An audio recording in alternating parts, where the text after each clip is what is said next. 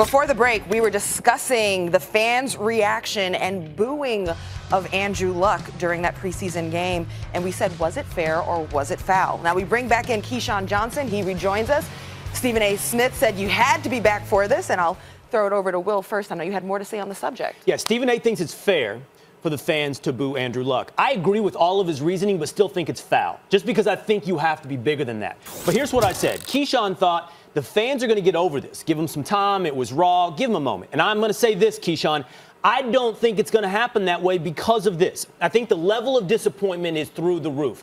Because I said Luck is a generational quarterback. And what that meant was they were expecting him to be, if not the best, one of the best quarterbacks in the league and compete for Super Bowls. That's going to leave a mark. I'm going to just leave this with you guys. This was a tweet that went out just a moment ago by the Athletics Colts reporter. His name's Zach Kiefer. And he said, probably no surprise, but fans are calling Colts headquarters today demanding refunds for their season tickets. I don't think this is going away anytime soon. Ahead, well, this is fresh. It's still fresh, though, Will. You got it. Is. Yeah, it's fresh. And when you say a generational quarterback, in 7 years, he's won the division. He's been to AFC Championship game. You go and you look at Peyton Manning and you look at that. That's a Hall of Fame quarterback that spent the majority of his career in Indianapolis. I would argue and say that Andrew Luck, when healthy, was on track to being that replacement of Peyton Manning. He was certainly doing great things when he was healthy. So I don't want to say that it was a disappointment. I would look at the health. I would look at the offensive line that they didn't surround him with. Outside of T.Y. Hilton, there was no real playmakers on the outside perimeter. They went out and got Devin Funchess for those reasons. They tried to shore up the offensive line. They tried to address some issues on defense. They finally have surrounded Andrew Luck with some talent to be very successful and worthy of that number one pick.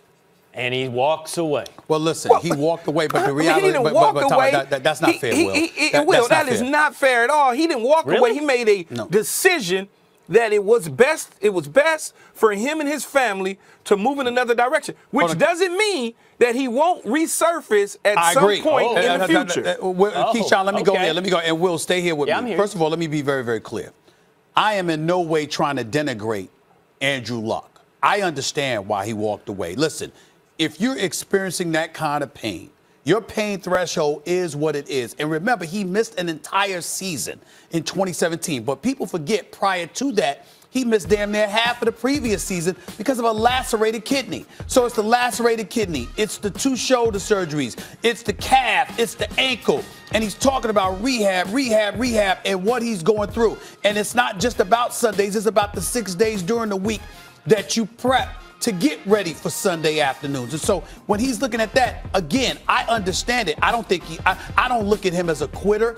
I don't denigrate him in that regard, even though I think if it was some other people, they would be judged far more harshly than he is. But I don't think that would be fair either. All I'm saying about the fans are this, and I'm not defending it per se. We said it was fair. It's fair because of the timing. Right. I'm saying to you that if he had retired, when I talked to you about Jim Brown, Barry Sanders, Calvin Johnson, if he had retired early, I don't think that happens. I think the fan reaction wasn't that, oh, my God, he quit. The fan reaction was like, damn it, it's a week and a half to go before the season. I get it. That's what. So in other words, if they were throwing stuff at him and they were engaging in hooliganism and all of this other stuff, that would be different. But you yourself said the fan's job is to be a fan. All they did was boo in the moment that they found out that a week and a half before the season, the man is walking away from the game. Okay. So I think we got to contextualize that. That's all I'm saying. Okay, you clearly don't like the timing, but to an earlier point that Keyshawn was making, and I want to pose it to all of you, is it possible that this is not permanent? Perhaps Andrew Luck takes some times off, mentally refreshes, body feels better. Do you think he could unretire? To piggyback off of what Keyshawn said, and Keyshawn, he can elaborate more extensively on it. I personally believe Andrew Luck is going to come back.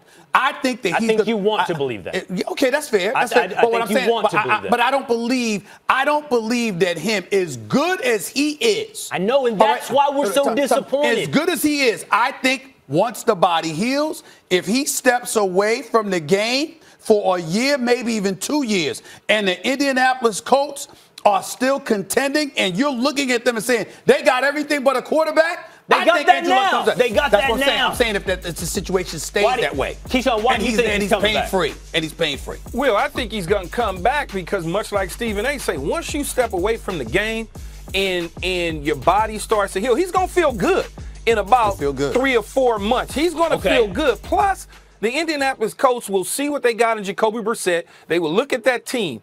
If it doesn't go well with Jacoby Brissett, I promise you, mark my words, they will be knocking on that young man's door. They will be convincing him. Frank Wright will be taking a private plane. Think about all the great quarterbacks that retired and came back. Or the ones that had promising careers that came back. Brett Favre came back 2 or 3 times, okay? Our own Josh McCown just came back for crying out loud. Let's take this. I think you both are arguing. I think you're both arguing what you want, and I want it too because it's not what I want. It's what I've seen in this league. It's not what I want. Here's what I've seen. Okay, Keyshawn, fine. I think your analogy is off. Here's what I would say. Brett Favre was a guy that hung on to the very last minute. In, out. I'm back, I retire. Look at the guys, instead of like Brett Favre, who are more similar to Andrew Luck, who called it quits early in their career. Gale Sayers, Jim Brown, Barry Sanders, I wasn't around. Charles Johnson. Did any of them come back? I wasn't around. I wasn't around for That's unfair. Well, I'm not trying to make you seem old. I got to finish the point. You'll get me, but let me finish the point. You brought Barry Sanders and Calvin Johnson up. Remember, they were disgusted with the situation in Detroit. That ain't Andrew Luck's situation. But listen, all I'm saying is if you look at the guys who retire early, who surprise us, like Andrew Luck just did, they don't come back. There's a resoluteness to them. And the Colts said it this week. They knew as recently as 2 or 3 weeks ago he was considering this.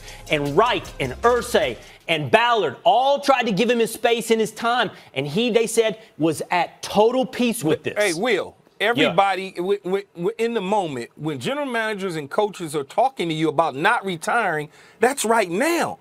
Let it heal. Let him heal for a little bit. Let him miss the game. Let the coaches start to call him. Let teammates start to call him. Let him look at television and see highlights. Let him feel it a little bit. And I promise you, he's going to think about coming back. And when you talk about those players that retired early, Calvin Johnson was on a bad team, man. That's right. Dude went 0-16 once upon a time in his career. And Barry Sanders was playing for Bobby Ross. But couldn't stand him. Doesn't that illustrate my point? The Indianapolis Colts are not a bad football team in the face of a Super Bowl contender. Because he's hurting. That takes some real resoluteness. Because he's hurting. But if he feels healthy, he might change his mind. He doesn't feel good. If your ankle and your calf is bothering you, and we don't know to what degree, for all we know, he was going to miss half the season and then said to himself, you know what? It's best to get away from the team, not become a major distraction if the quarterback situation is such in dire needs that I'm standing on the sideline week in and week out and people are questioning how come I'm not playing. I'd rather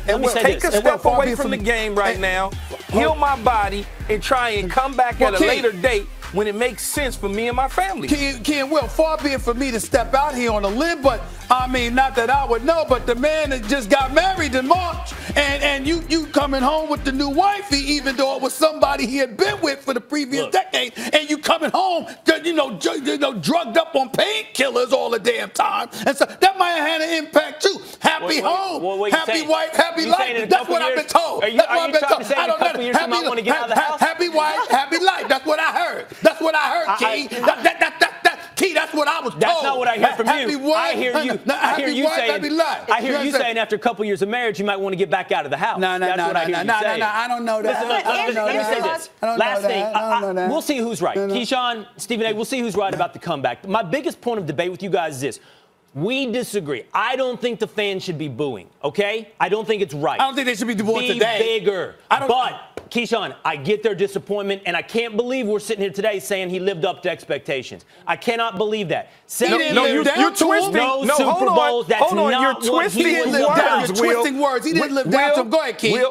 Will, you're playing political games. You're twisting words. You're twisting words. I did not say he lived up to expectations. I said he was headed down the right track. I said as a number one overall pick, he's headed down the right track. He's certainly. I agree. See, let me tell you something. I'm headed down the right track, Keyshawn.